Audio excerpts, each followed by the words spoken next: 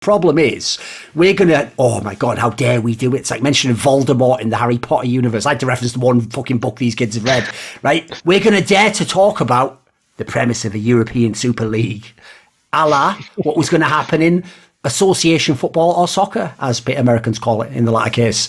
So obviously the problem with this story, I think it's a very interesting story. In fact, interestingly enough, in League of Legends, he didn't know anything was going to happen in football because no one did, but Monty actually had a similar concept where he thought this would be like a different way in League of Legends that you could make like a Super League and it could draw all this world attention, because his premise was in esports, well, we haven't monetized fucking almost anything. We just get money from sponsors for like, you know, raw eyeballs. His premise was that's the way you scale the eyeballs even more, isn't it? That's how you get all the eyeballs in the world. You basically see how far you can push the boat out, and then, you know, at that point in time, sorry, we can't worry about all the grassroots leagues. Well, let's see if we can make one league work first, guys, and monetize that, and then we'll fix the rest. But the problem is, I noticed when it happened with this Soccer European Super League, he tried to engage with this discussion, and I don't think almost anyone, even in esports, was willing to have this discussion. It's like everyone was so like emotionally tied into it, or they were even doing things that, you know, it tied into the idea their dad watched some team like 30 years ago. Like they were bringing all sorts of weird things in. I didn't see actually almost any discussion about the real,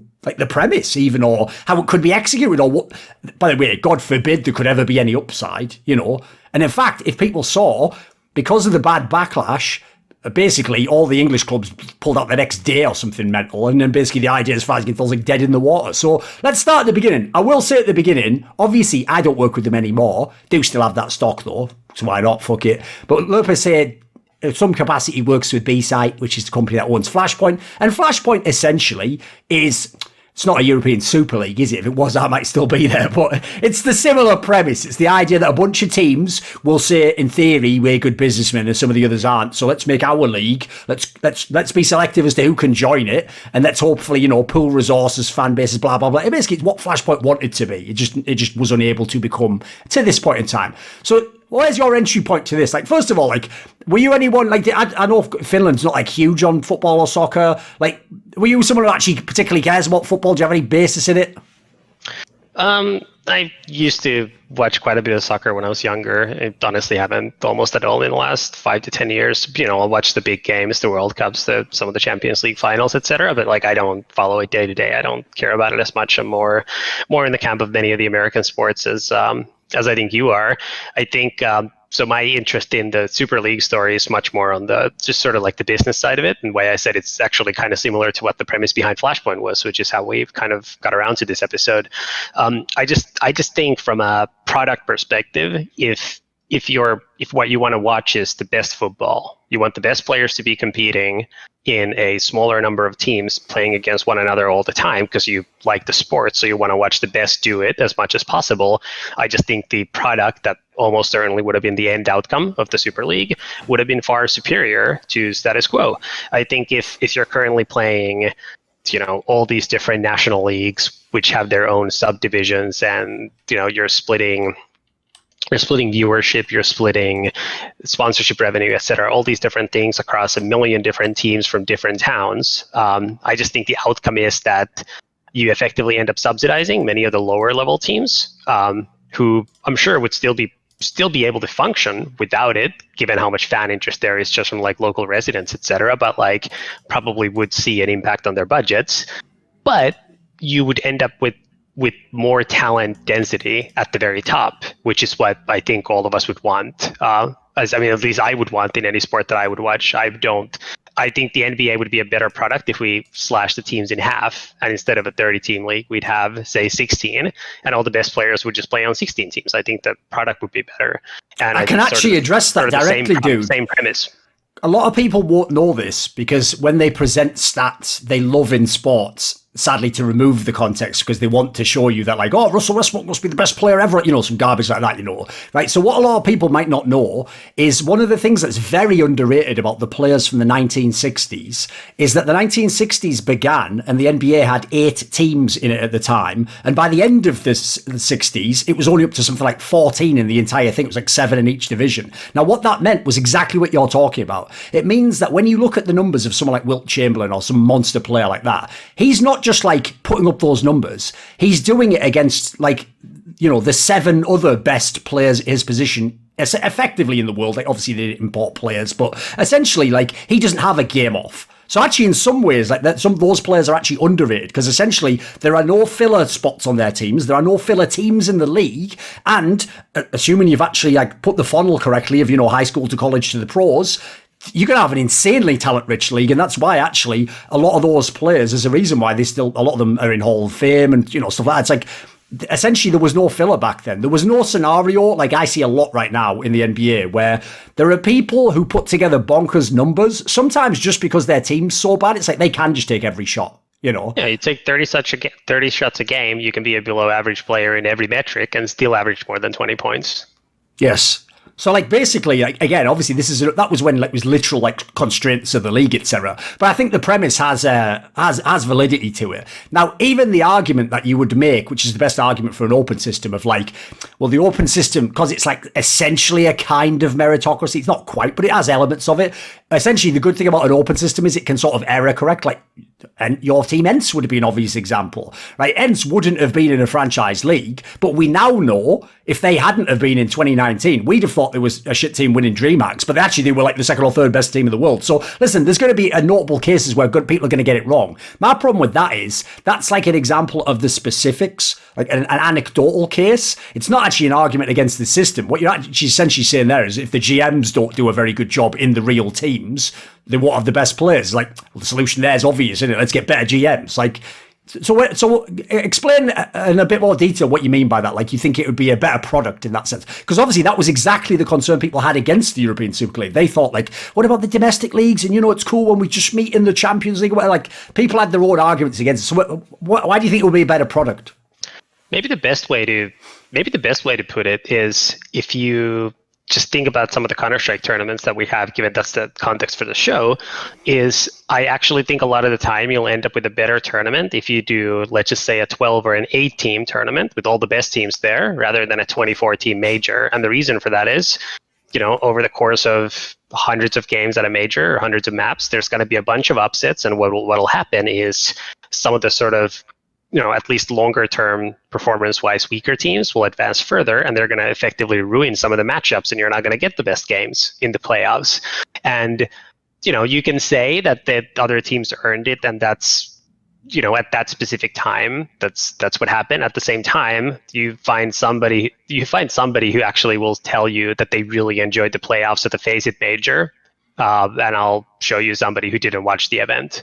Because that's what happened at that tournament, and there was just the bracket was scuffed. There was just no good playoff games at that event, and it's not Faceit's fault. It's not the tournament's fault. It's just how the results ended up playing. And if instead you would have had, let's just say, the 8 best teams, I just think the quality of the play would have been better. You have the best teams. Now you can't control whether they all peak at the right time, whether they're all at their peak performance at that given time. But I think it reduces the chances of things going wrong leading up to it. To the extent, well, you basically spoke through the talent density issue of just, you have fewer weaker teams. I think like currently the biggest problem with Counter-Strike, besides just the COVID and everything being played online, is that this is really the last couple of years, I think, have been the first time the contracts have actually been enforced to an extent where people can't just leave. So there's you can't force your hand like Stu did leaving Cloud9, for example. Yeah. So as a result, talent's actually split across like a crazy number of teams. Like you look at like what should be the best CIS roster? I don't know, but it's not Navi and it's not Gambit. It's not either one of those. It should be some combination of them and maybe others.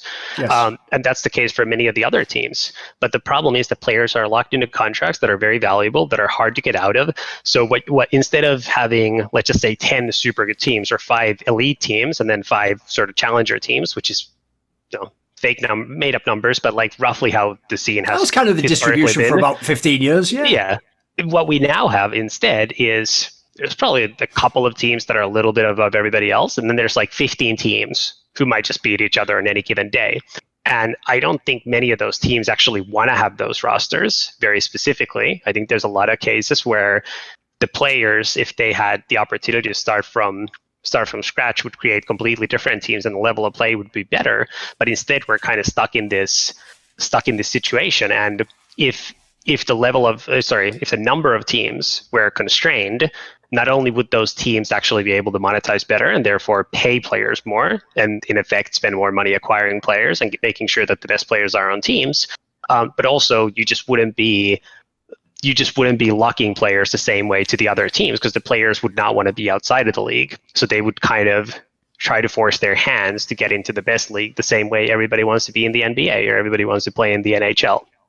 So from my perspective, I think what you end up with is just a lot of less interesting games. I understand from our many conversations over the years, particularly as it comes to some of the senior executives at the ESL with whom we've argued some of these points many times over the last decade plus. Many people watch sports because they like variance, they like the upsets, they like that they don't know what's going to happen. I'll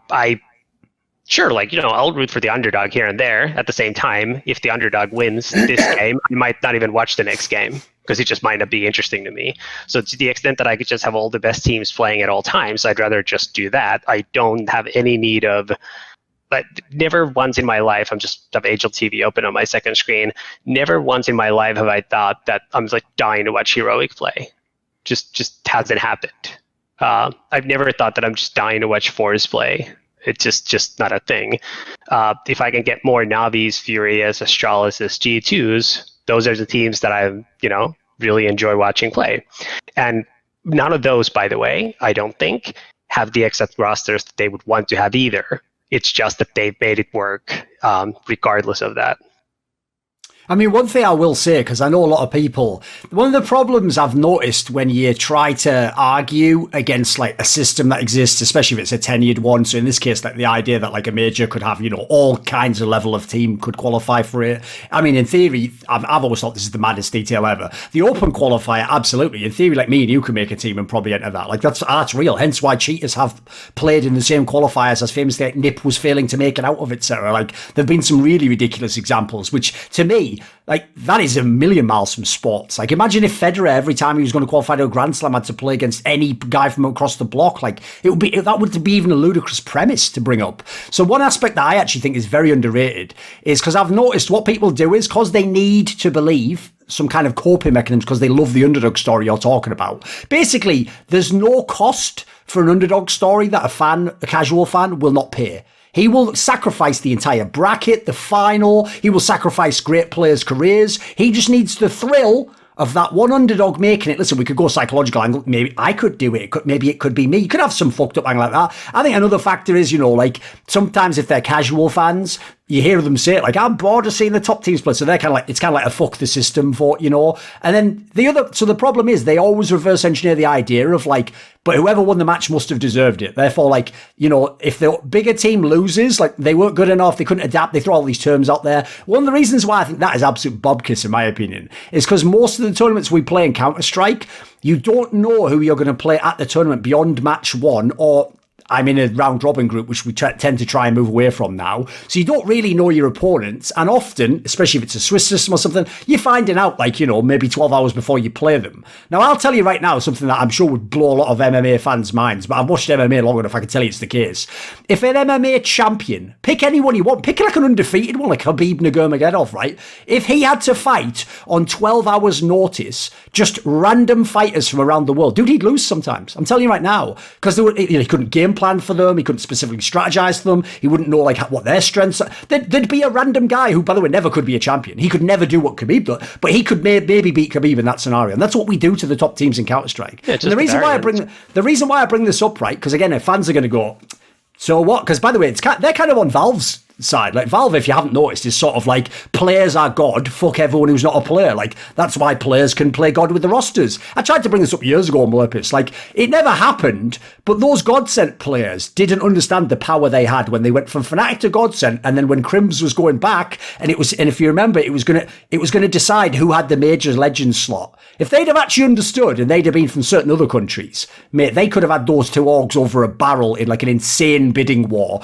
because essentially it was the difference between playing in the minor where no one knows if you get out, or just being in the major in like the top 16. And that is worth so much back then. That used to literally like be it for these orgs. So the reason I bring this up, right, is I don't go totally player side. I mean, after dealing with players over the last year or so, mate, they're just as much scumbags as the Orgs. They're just not as good at business. That's why they cry. As usual, the loser in the fight's the one who wants to change the rules. So here's the angle I wanted to bring up, right? When you have a scenario like that, would it be good for MMA if the best champion, an undefeated champion, could just lose randomly?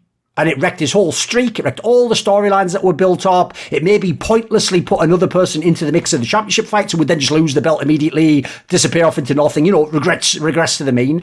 Now, the reason why I bring that up is that would be terrible for the sport of prize fighting. It would ruin all the story. There's a reason why, by the way, in boxing, it's not just because they're cynical, that they feed like people cans so they become like the right matchups and they get the matchup you want at the right time. Because if you don't make that exact money fight, you make like a tenth as much with the guy who beats him, And they know that the reason I'm bringing this up is the one thing Counter-Strike doesn't have is the money. We don't have the monetization. If we can't take care of that, Counter-Strike as it exists, one day it might not exist. Or it might be one of those like tier 2 or tier 3 esports, a small thing. Maybe it'll be, right now it's looking like it might just be European only, might just be a cool shit that me and you watch because we are old heads, but all these casual fans will leave. They'll go watch whatever the fuck. Maybe it'll be Valorant, maybe it'll be the next game, who knows.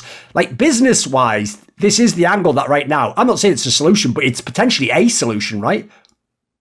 Yeah, fully agree. And I think one thing that I didn't mention that I think many fans view differently, and I fully recognize the irony in this coming out of my mouth, given that I actually work for an organization that operates many different teams in many different games.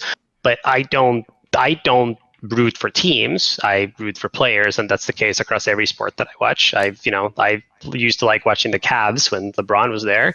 He left, and I haven't watched the Cavs since. I didn't watch a lot of Lakers when they were bad. I watch Lakers now because LeBron's there, AD's there, etc. And I think that's part of the reason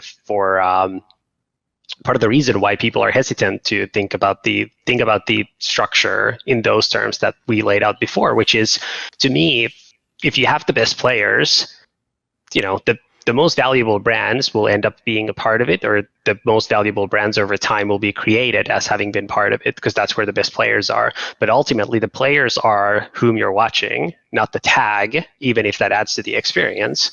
And I think for a lot of people, that's part of the disconnect. I solely think about this in terms of how am I going to get the best players there? And that doesn't mean the current rosters. It just means the best players. It's much less important to me whether Bit or Perfecto is in that league than whether Simple is there. I care a lot less whether Junior is in that league than if Yuri is there, for example. So I think that's another wrinkle to the whole point, which is sort of, I guess, like definition of the product in terms of the best players together playing in best teams over time, rather than whichever happen to be the best combination of those players at any given time, given all the constraints that are put forth around team construction.